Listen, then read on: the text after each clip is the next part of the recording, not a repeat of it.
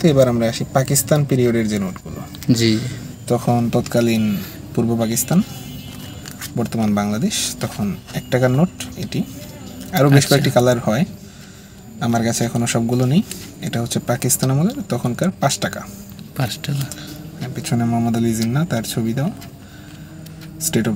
State bank of Pakistan. এটা তৎকালীন 10 টাকা। এটা 50 টাকা।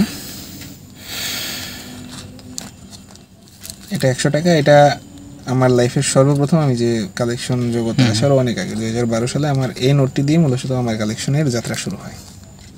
100 টাকা। 100 টাকা, এবং এটি তৎকালীন সময়ের 500 টাকার নোট।